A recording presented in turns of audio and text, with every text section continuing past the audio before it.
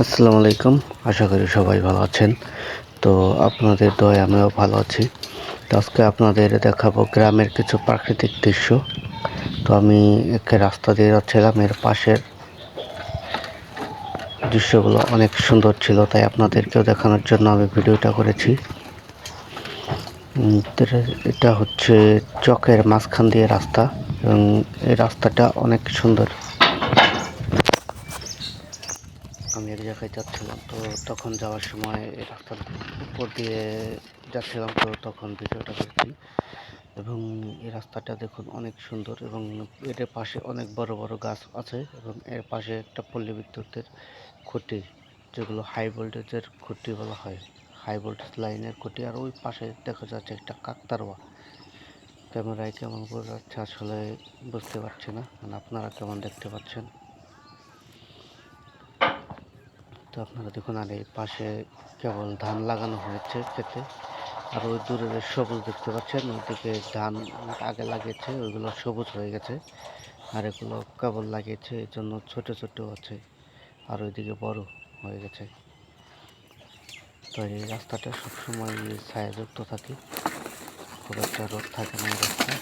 আর এর পাশে যেহেতু সুন্দর একটা জায়গা, অনেকে এই জায়গায় কবর ভাঙে, আমাদের এখানে কবর বলে, ঘষি বলা হয়, ঘষি ভাঙে। আর এর পাশে একটা জানা, যেগুলো গাছে অনেক সিম ধরে আছে। তা আপনারা দেখতে দেখুন এখানকার পরিবেশটা কতটা সুন্দর, আর ঠান্ডা পরিবেশ, কোনো হই হুল্লোড় বা কোনো নেই। এখানে বিকেল হলে অনেক লোক হয় এখানে দেখার জন্য, এই রাস্তাতে হাঁটার জন্য। তা আমি যা ভিডিও করছি এটা সকালে, এই জন্য আজকে লোক নেই। আর এর পাশে যে দেখতে পেলেন, এগুলো গরুর ঘাস লাগিয়েছে অনেকে। তো যাতে জমি আছে, জমির পাশে রাস্তার ধারে লাগিয়ে রেখেছে, এগুলো কেটে নিয়ে এনে গরুকে খাওয়াবে। আর এরপরে দেখতে পাচ্ছেন একটা হচ্ছে আমার চাল। তো গরমের দিন আসছে সামনে, তখন অনেক লোক এখানে বসে আড্ডা দেবে।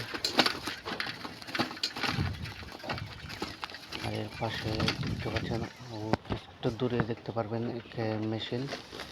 তো মেশিন থেকে এখানে পানি ছিল ধান খেতে। এখানে কিছু ক্ষেত্রে ধান লাগানো হয়েছে এবং কিছু ক্ষেত্রে বাকি আছে। তো সবাইকে ধন্যবাদ যারা কষ্ট করে আমার ভিডিওটি দেখলেন।